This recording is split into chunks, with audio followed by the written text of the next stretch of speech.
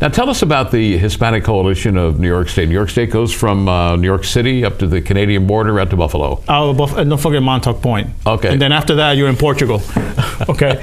Well, the Hispanic Coalition started a few years ago. It was founded by our current president, Monica Arias Miranda, with the sole goal of empowering Latinos to be more politically engaged and to also network different Hispanic organizations around the state. With the increase of the Hispanic population in our other cities, such as Buffalo, Syracuse, Albany, and so forth, and Amsterdam, of course, there have been an emergence of smaller groups that are catered to local needs, but there's still that need to connect all these groups together for bigger bigger initiatives, such as political initiatives, for example, or delivery of government services to the Hispanic community. And so that's really where we kind of came up more interested in networking all these groups together, in addition to obviously networking with groups down in New York City, where the largest population in the state resides.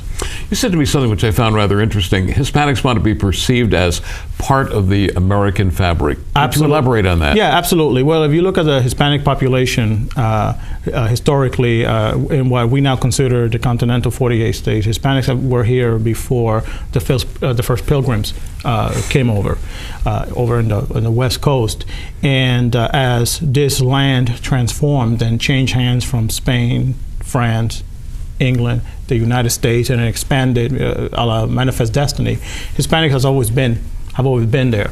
And so it's not a very strange thing if you look at the history and the development of this great nation that you've seen Hispanics involved in the military, fighting for Union forces, for example, Hispanics fighting on behalf of the United States in the Revolutionary War and in other military causes. So yeah, there's always been a desire for Hispanics to be part of the great American fabric. When you talk about America, you talk about liberty, and liberty is very attractive across Latin America.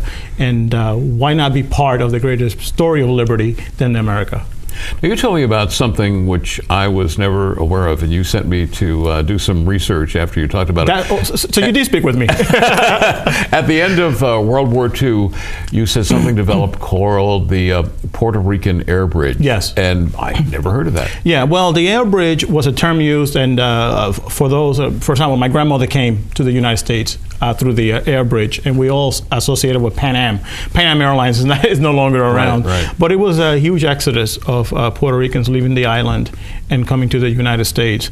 It was a very unique type of a migration because I think for the first time it actually involved air flight, and so you didn't have ships coming from Europe with loads of immigrants and landing on Ellis Island. You just have just plane after plane after plane, if you will, landing in the United States, mostly in New York City, in Philadelphia, and some in Boston, with loads and of tens of thousands of Puerto Ricans looking for opportunities in the U.S. World War II ended, and a lot of soldiers, men and women who had been fighting in World War II, came back to home, which included Puerto Rico. So the end of World War II sort of caused that to happen? It wasn't so much the end of World War II. It was more, there was an Operation Bootstrap that began in, I believe, it was 1947, just after World War II, and it was an initiative to kind of empower the island economically. So I don't want to, I'm not a professor of history, so I don't want to say that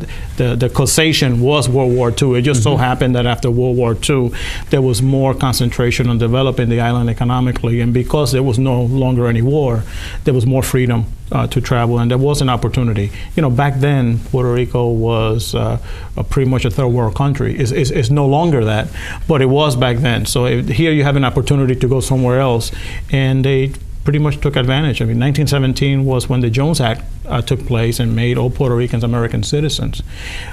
So you have men and women coming back from the war, and there really no real causality as to why it happened in that time. But I don't want to say, without speaking to my professors at Albany, that World War II had any specific causation for that huge migration. Now, you were telling me before going on the air today that the Puerto Rican air bridge seems to have reopened? Yes. So as of the past, I would say 5 or 6 years, there's been a huge crime wave on the island. Additionally, there's been some issues with the economy as a result of the degrading of sovereign bonds for the island. I think just recently there was another degradation of the bonds of the island to near junk status. And so you take two components, high criminality in a future forecast that doesn't look good economically, and now you're having a lot of Puerto Ricans leave the island. And the island has gone, again, for that period of time, has gone through a significant population drop, and they are all coming back to the United States. You were telling me the other day that urban areas seem to have the major Hispanic concentration of population. That's correct. That's correct. And that's Why always, is that? Well, for the same reason, it's been a high concentration for other immigrant groups. That's really, when you come to this country, that's really where the jobs are. The low-skilled labor is. What you had during the air bridge, you had something very interesting. You had Puerto Ricans coming to the airport, some being placed on buses and then sent all over upstate New York to work in farms. Some people knew they were going there. Others found out the hard way that 8 hours later, they were working at a farm near Buffalo. And actually, that's how the Hispanic population began growing in the city of Amsterdam. It was the air bridge to the bus, looking for farmhands, farm workers. And so, yeah, the concentration has always been urban, just like historically has always been urban in the United States. My grandmother, when she came here, she worked at a textile factory that happened to be in the garment district in Manhattan. My grandfather, her husband, came here and he was washing dishes in Manhattan. 20 years later, they end up opening up their own restaurants. So it was the typical American dream, but it was, the seed was planted in New York City, in our urban area. Today, you indicate that the fastest growing demo in the state of New York is Hispanic youth. That's correct. Want to talk about that? That's correct. Yeah, sure. So with every immigrant group, if you look at the Irish immigrant, the Italian, German, and so on, at some point there's an explosion, some sort of an immigrant baby boom, if you will. And so the Hispanic population in the state, and I think in other states also, are going through this similar baby boom, if you will. So the question now becomes, now that you have this explosion of youth, coming up, what is going to be there for them to make sure that they do better than their generation before them? Are there going to be academic opportunities for them? Are there going to be employment? Are we going to encourage entrepreneurship so that they can create their own businesses and they don't have to, rely on another business to give them a job? So, again, I think we're going through a boom that I think every other immigrant group has gone through, but now I think this is the latest immigrant baby boom that's current right now in the state. What do you think about Governor Cuomo's DREAM Act? Senator Schumer came out in favor of it. Shelley Silver has come out in favor Sure. of it. So I actually, and I'm assuming you're talking about the federal DREAM Act, not the New York State DREAM Act. Well, both. Both. Okay, yeah, sure. So I think on the surface, the spirit of both acts is noble. Is admirable. It aims to give people opportunities to come out of the dark, become citizens, or at least permanent residents. The problem with both acts is the devil is always in the detail. Okay, and so the acts are very porous. And I'm going to tell you specifically about the DREAM Act, the federal DREAM Act. Some of the provisions that it has to verify someone's identity, that they in fact came from another country, that they live here X amount of time, are so weak that literally anybody can claim that they lived here for X amount of years. And when you have that kind of a weak legislation, it kind of deflates what the spirit of the law was in the first place. So I believe that if you can strengthen and close some of these holes, I think it can pass. I think even the Republicans in Congress who've been originally opposed to it might actually support it. But the bill itself is very porous. On the New York State side, again, the New York State side doesn't really deal with immigration in as much as it deals with providing services to people who are in this country illegally, undocumented. And to that extent, the risk that you run there is that if one state gives a benefit that the other 49 states don't, did you just open the floodgates for everybody to just come here? does the state of New York have the capacity to deal with an additional 12 million immigrants to come to the state of New York to partake in a benefit that only the state of New York is getting? So you gotta be very careful. Again, both acts, I think, when you look at the spirit of the law, admirable, noble, and I think everybody can certainly jump on it, but the devil's really in the details, and if you could close up the details and solidify both bills, I think it could pass. So you're optimistic? I'm optimistic, yeah.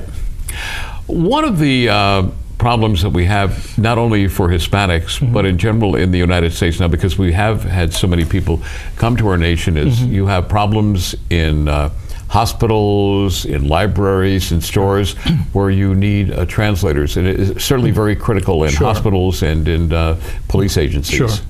Yeah, so this has always, by the way, this has always been a problem in the United States, especially in our urban areas, looking for translators for the different immigrant groups. Today, it's Hispanics. I remember talking to an elderly woman in Little Italy, Little Italy in the Bronx, who said that used to be a problem when she was a little girl, looking for Italian, translators, because you have immigrants coming in and they just didn't speak the language, and yet they still need medical services. And so what you have seen is that you have seen a great desire to hire not just translators, but even a workforce that is bilingual. And so more and more you're finding English speakers interested in learning Spanish conversationally so that they could become translators. In fact, I just met a guy who just ran for office in Syracuse who is not Hispanic, and interestingly enough, guess what he does for a living? He's a medical translator. So he's always in Krause Hospital in Syracuse translating for people who are looking for for that service so that they can receive medical services. The other thing that's happening, and this is what's interesting, is it always shocked me that there's this huge market, private sector market, for English language learning programs. And so yes, the government provides programs so that people can learn English, and yet there's still a huge demand and a growing demand. For example, if you turn on late night television on a Hispanic station, you will see infomercials for the same thing you see infomercials for in English, okay, the latest mixer or the latest exercise gadget, but you also will see one selling English language programs. Okay, it's a huge business because there's a demand for it. I mean, Hispanics come here and they want to learn the common language of the United States, which is English. But until then, what do? Well, you depend on translation, and there's been a lot of interest by businesses to provide at least that translation service. Someone told me about a year ago that's in the restaurant business that to be hired to work at a McDonald's in New York City, they insist you be bilingual. Bilingual. I'm assuming Spanish. Right. Okay. Well, I actually think that's very interesting because I don't know if you can tell, I'm not that old, and I did work at a McDonald's in New York City, and no one ever required me. I am bilingual, but no one ever they never saw my being bilingual as an asset or a benefit.